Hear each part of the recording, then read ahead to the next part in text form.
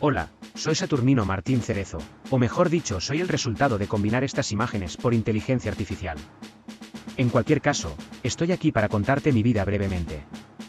Nací en Miajadas, Extremadura, el 11 de febrero de 1866. Nací en el seno de una familia humilde y trabajadora. Crecí ayudando a mi familia en el campo, hasta que a los 19 años me alisté como recluta disponible en el batallón de depósito de Cáceres número 12.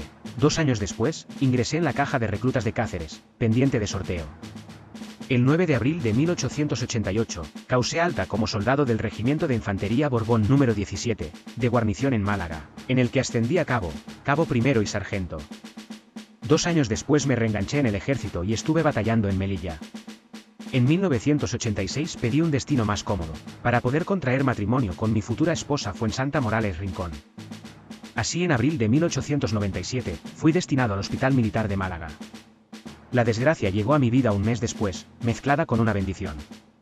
Fallece mi esposa al dar a luz a mi hijo. Tristeza y dicha a la vez. Necesitaba un cambio de aires.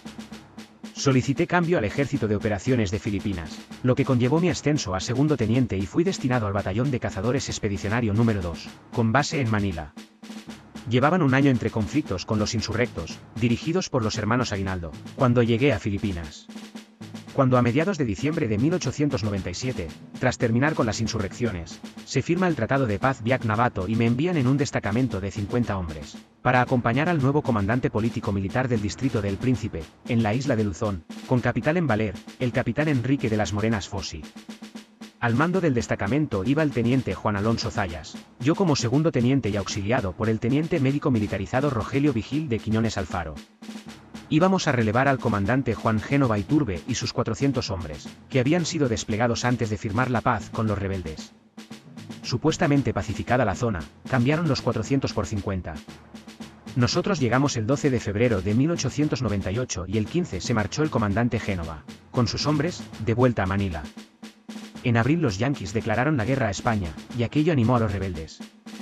A finales de mayo, cuando se supo la derrota de la escuadra en Cavite, partidas de rebeldes rodearon Valer y a finales de junio la población civil abandonó sus viviendas y huyó. Decidimos hacer acopio de víveres y todo lo necesario y llevarlos a la iglesia, pues era el edificio con los muros más gruesos y donde mejor podríamos defendernos, ante lo que pudiera pasar. Tras recibir un ataque de los insurgentes el 30 de junio de 1898, en el que resulta herido el cabo de la Guardia Civil Jesús García Quijano, nos recluimos en la iglesia e iniciamos un encierro que jamás habría imaginado yo que pudiera durar tanto tiempo. Nada más comenzar nuestro asedio, y ante las noticias de que los yanquis habían desembarcado en Filipinas, los rebeldes nos conminan a rendirnos, a lo que nos negamos. Estrechan el círculo y cavan trincheras alrededor de la iglesia, en torno a 20 metros de la misma. A partir de ahí el intercambio de disparos fue continuo. Intentaron también los rebeldes quemarnos la iglesia, pero fracasaron. En septiembre ya hacía tiempo que no teníamos productos frescos, y el beriberi se convirtió en nuestro más mortal enemigo. Primero se llevó al párroco, Fray Cándido Gómez Carreño.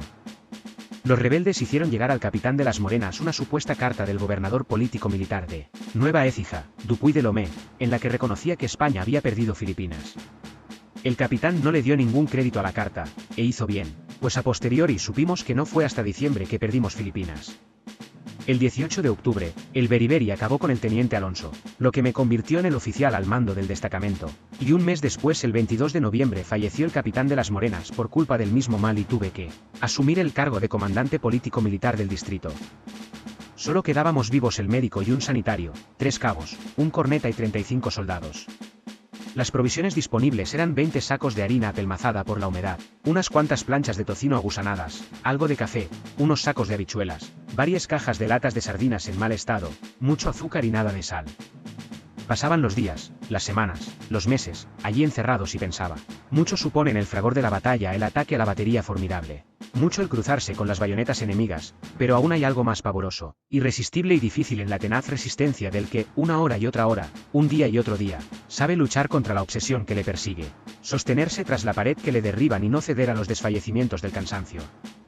A mediados de diciembre, conseguimos realizar una salida sorpresa, quemar algunos chamizos y hacer huir a los sitiadores el tiempo suficiente para conseguir alguna provisión y hojas de calabacera, lo que nos ayudó a sofocar la epidemia de beriberi que sufríamos. A principios de febrero de 1899 se presentó un tal capitán Miguel Olmedo Calvo, portando un oficio del general Diego de los Ríos, en el que decía que Filipinas se había cedido a Estados Unidos en el Tratado de París y que ordenaba al capitán de las Morenas que evacuara Valer. A este respecto os diré que mantuve en secreto la muerte del capitán, para no dar ánimos al enemigo.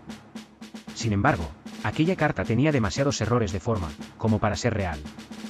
Ya habían intentado engañarnos antes estos rebeldes, y teniendo en cuenta que hay desertores encantados de ayudarles, uno no se podía fiar, así como así. Sobre mis hombros caía toda la responsabilidad político-militar del distrito. Nos atacaron con artillería, los intercambios de disparos continuaban. Un cabo y 2 soldados intentaron desertar a finales de febrero, sin éxito. Nadie puede culparles por sentir desesperación y miedo, pero sí por traicionar a sus compañeros y a su patria.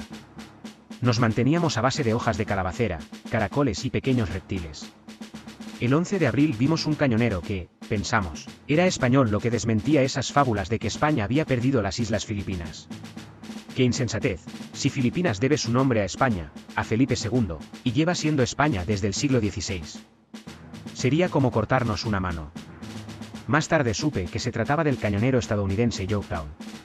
El 8 de mayo, uno de los disparos de artillería destrozó una de las paredes de la iglesia, por lo que se escapó uno de los desertores apresados. Este les contó sobre la muerte del capitán de las Morenas y del teniente Alonso. A finales de mayo se personó un supuesto teniente coronel de Estado Mayor, Cristóbal Aguilar Castañeda, comisionado por el general de los Ríos para evacuarnos a Manila, pero le faltaba el arma ni portaba la faja azul reglamentaria. Otro burdo engaño, pensé. Le despaché como a los demás. Volvió más tarde, y me dejó un fajo de presuntos periódicos españoles actualizados. Papeluchos propagandísticos para hacernos perder la razón. No obstante, nuestra situación era insostenible.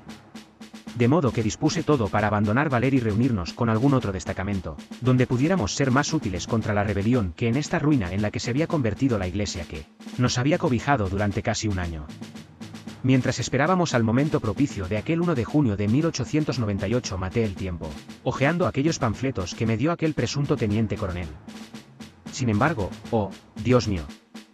Me encuentro con el traslado a Málaga del teniente Francisco Díaz Navarro, destinado conmigo a Filipinas y cuyo interés por esa guarnición conocía yo mismo de primera mano. Era imposible que los rebeldes conocieran esto. El teniente coronel Aguilar era un teniente coronel auténtico y tenía razón. Informé a la tropa, pedí se izara la bandera blanca y solicité entrevistarme con Aguilar. Pero este ya había partido. De modo que me entrevisté con el teniente coronel Simón Terson, jefe de los sitiadores, pactando una capitulación honrosa. Así acababan 337 días de duro asedio. Los tagalos, hasta entonces enemigos, presentaron armas mientras salíamos con la bandera española ondeando al viento y desfilando. Resulta que su guerra contra España había terminado hacía tiempo, y ahora guerreaban contra los estadounidenses. Uno no sabe lo que tiene, hasta que lo pierde. Ellos perdieron a España, y ahora les esperaba un auténtico suplicio. Pues no se andan con remilgos católicos estos yanquis protestantes. Nosotros volvimos a Manila, tras una azarosa marcha. Pasé unos 20 días ingresado en un hospital, y finalmente llegué a Barcelona el 1 de septiembre de 1899. Recibí muchos halagos en Filipinas, y al llegar a España también. Me concedieron la Cruz Laureada de San Fernando y fui ascendido a primer teniente y a capitán de la escala de reserva, por los méritos contraídos en la defensa de Valer.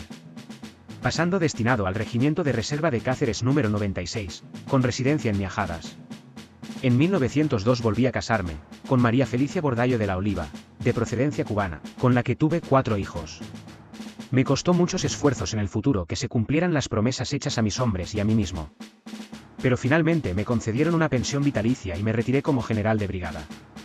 Dejé constancia escrita de todo lo sucedido en Valer en mi libro, El sitio de Valer, notas y recuerdos. La vida parecía sonreírme, no sin esfuerzos, con una vida familiar. Hasta que el 18 de noviembre de 1936, un grupo de milicianos se llevaron preso al más pequeño de mis hijos, Saturnino, al que le faltaban 10 días para cumplir la mayoría de edad. Fue asesinado por la checa de Paracuellos de Jarama, donde sus restos fueron enterrados de mala manera. Cerca de los 80 años, nunca recuperado de aquella pérdida, un 2 de diciembre de 1945 fallecí en Madrid. Puedes venir a visitarme al cementerio de la Almudena, en Madrid. En el mausoleo de los héroes de Cuba y Filipinas.